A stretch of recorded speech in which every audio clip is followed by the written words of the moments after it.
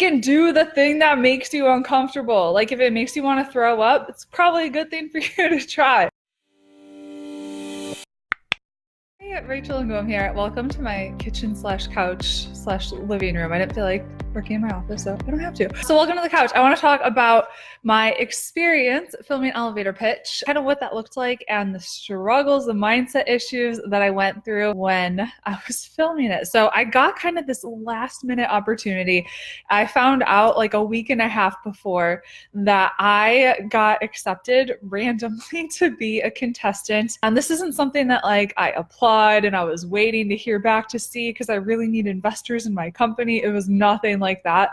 It was literally totally random. Someone submitted me and they wanted me on. So I had about a week and a half to figure out, what do you pitch? Like you have 60 seconds in an elevator to pitch your company. Then I had to figure out mindset wise, how am I actually going to do this and make this happen? Do I really want investors? Or like, what was my whole purpose of actually saying yes and committing to be on the show?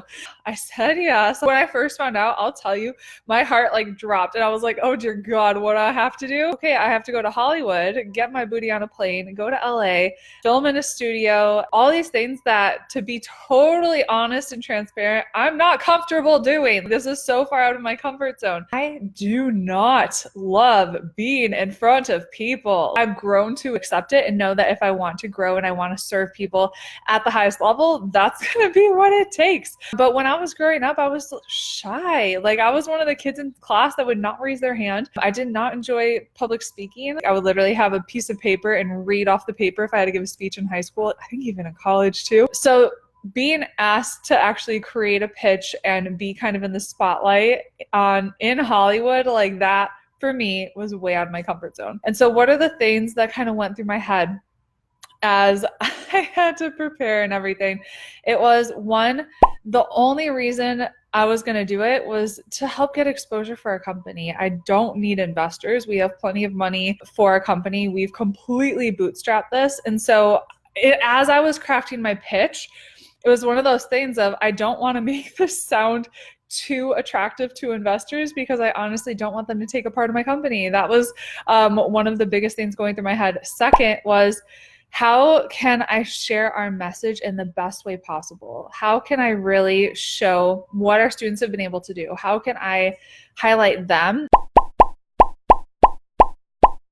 and take it off of me? And third, it was, how can I really get out of my comfort zone and make this more about glorifying God instead of being like Rachel's in the spotlight, because that's the last thing that I really wanted to do.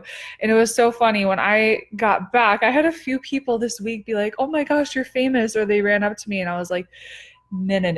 Like that is not my goal of building my business. I don't want to be like the one who is famous. I want to make him famous, like that is ultimately huge goal. Through going through this entire process of getting myself really freaking uncomfortable, one, helped me grow.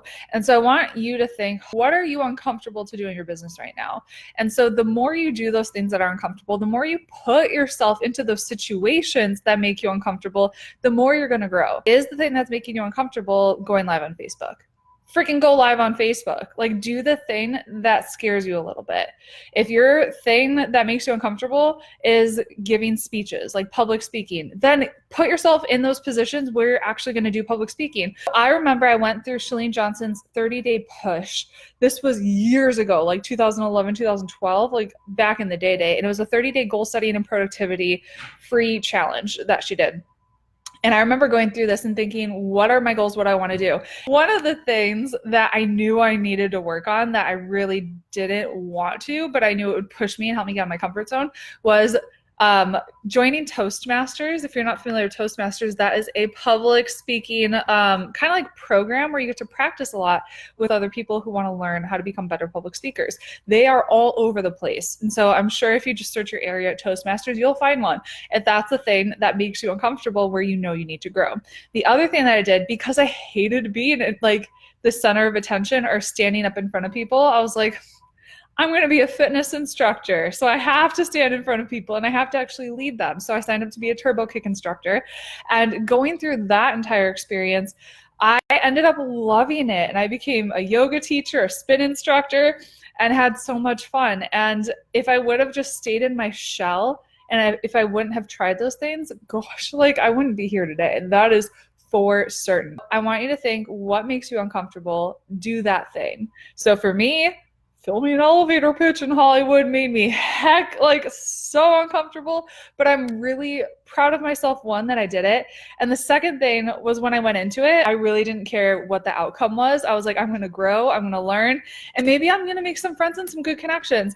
And one of the people that actually met ended up being in Orlando randomly with his wife. He's a pastor from Nigeria who owns this really cool company. It's kind of like Kajabi, but ended up making friends with him and his wife. And he had dinner with me and my husband and came to church with us the next day. When you get put in those situations, ask yourself, like, what's the best possible outcome? What can I do to really make the most out of this situation, especially if it makes you uncomfortable? But I just want to jump on and share that message of freaking do the thing that makes you uncomfortable. Like, if it makes you want to throw up, it's probably a good thing for you to try. So figure out a way that you can intentionally put yourself way out of your comfort zone today, and then comment below and let me know what that is. What are you gonna do?